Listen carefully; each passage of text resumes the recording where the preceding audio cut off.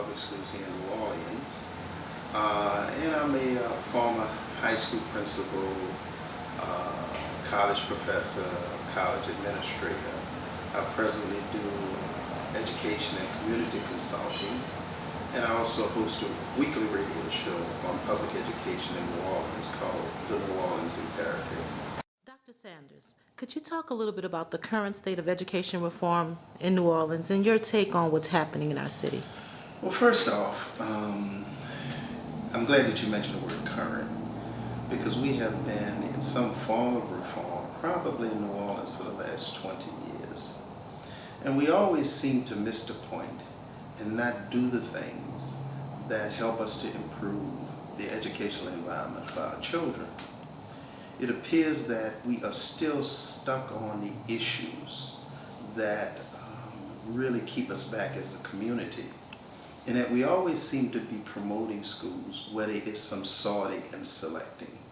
And we also always seem to be giving more resources to the kids with the least needs, and the kids with the greatest needs. We give the least amount of resources in terms of facilities, quality of teachers, certification of teachers pre-Katrina, because that was a big issue pre-Katrina.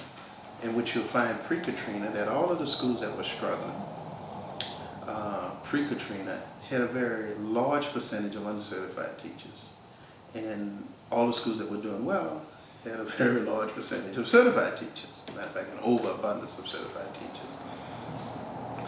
And it appears as if the certified teachers were being steered to those schools, and so were the resources in some form or fashion, even though we had scarce resources.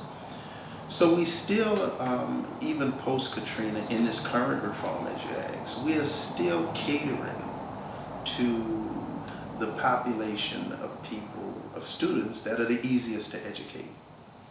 And we still define that as good reform when we are still not going anywhere as a district. So pre and post Katrina, the large majority of our students here in New Orleans were poor and minority students.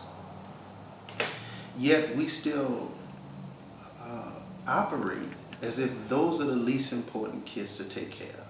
And those are the kids that we don't care about. And then we turn around and we wonder why we haven't improved, and why we have all of the crime that we have, and all of the issues that we have in terms of literacy in the state of Louisiana, because it's a much larger issue.